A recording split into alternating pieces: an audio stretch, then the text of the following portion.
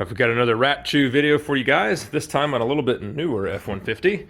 Had about 7 different codes for accelerator pedal and throttle circuit, and rats have chewed the pigtail and wiring harness up. Looks like it's happened once before, and I did confirm it with the owner. This has happened before. You can see it's been spliced in 2 different spots.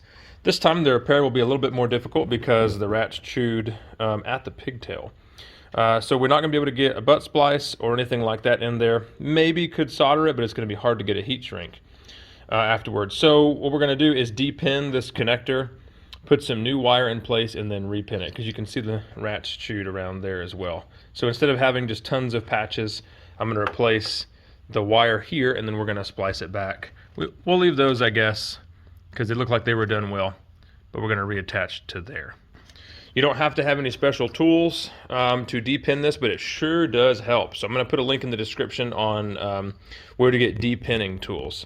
It'll work for tons and tons of different styles of connectors, and they're super good to have if you do electrical work on vehicles. We'll go ahead and move up next, take this thing apart, and fix it up. So the first thing that we're going to have to do is open up this connector, and then we can start to depin it. I'm going to show you how to do it with just some picks. That way, in case you don't have the depinning tools, it'll make sense either way. And if you have the proper tools, it'll make it even easier.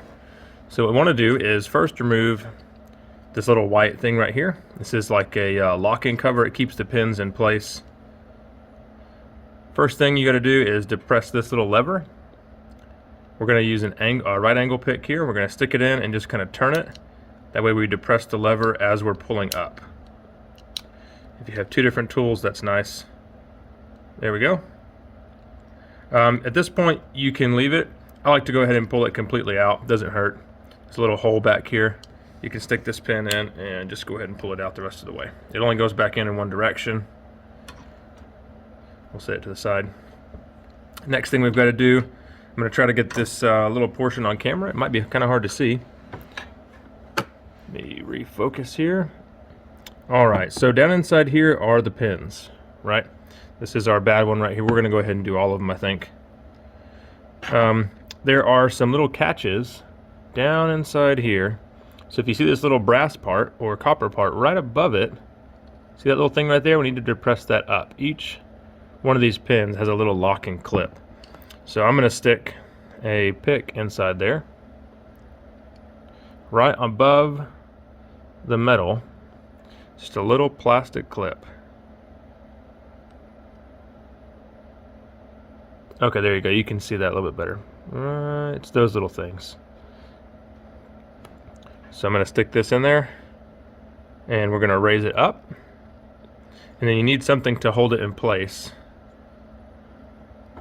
Then you can pull the wire out the back. I'm going to have some pliers, so let me show you a good one. Okay. Now that I've got the little clip out, I should be able to pull this wire right out, and there we go. So this is what we're going to be looking at once you get it out of there. You have a little green weatherproof seal, and the pins themselves.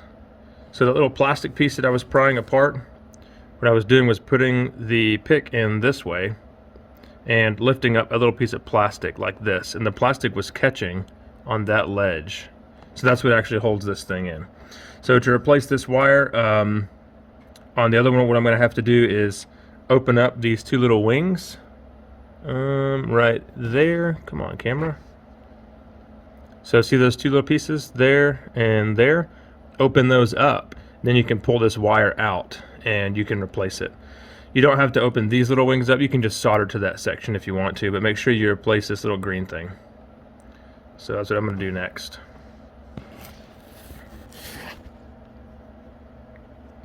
I'm going to do my best to keep the camera in focus. I don't know how to turn off the autofocus.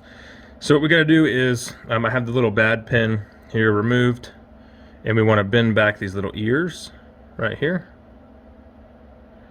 where the seal is. So some micro side cutters come in really handy. See, I bent that little ear back there. Do the same thing on this side. Then we can lift the wire up. And we can remove this piece of rubber here, little piece of silicone. Well, we should be able to.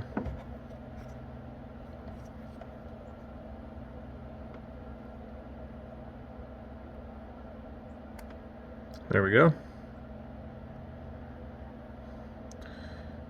Okay, after that's removed, then we can slide it onto our new wire. I don't have a white with yellow, unfortunately, so we're just going to use a black wire.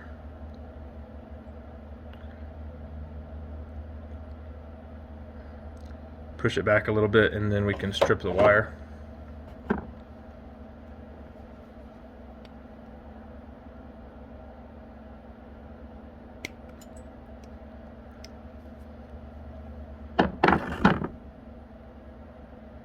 Make sure you twist it. And now what we'll do is pull this little piece of yellow off. See how that looks right there? Well, maybe you do because the camera won't focus. There we go. Okay. We're just going to cut this at the very, very bottom. It's okay to leave copper wire behind, but we don't want any insulation left over.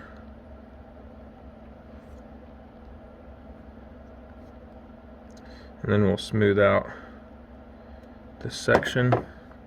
Next up is going to be the soldering, and we're going to solder this right onto there, just like that.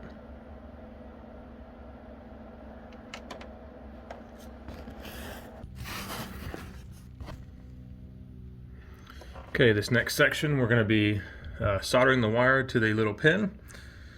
There's a tool that's really helpful for this called Helping Hands, and just couldn't really quite get it where I wanted, where I have my camera situated. So we're just going to use these vice grips, and it's going to hold the pin and the wire together where we need them.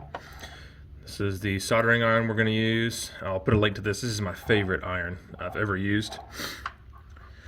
But we want to heat up both sections. If you're having trouble, what you can do is you can always put solder on the wire first somewhere else, and then put solder on the pin first. Then when you go to solder them together, that's a little bit easier because you're not having to heat both up quite as hot. But get these warmed up and get some solder flowing on them.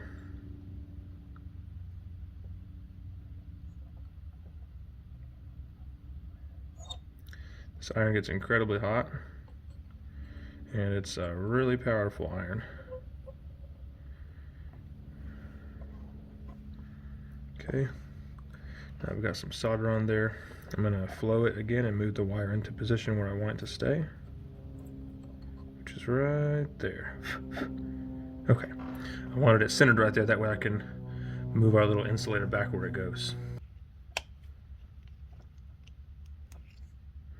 Okay, see if we can get it in there.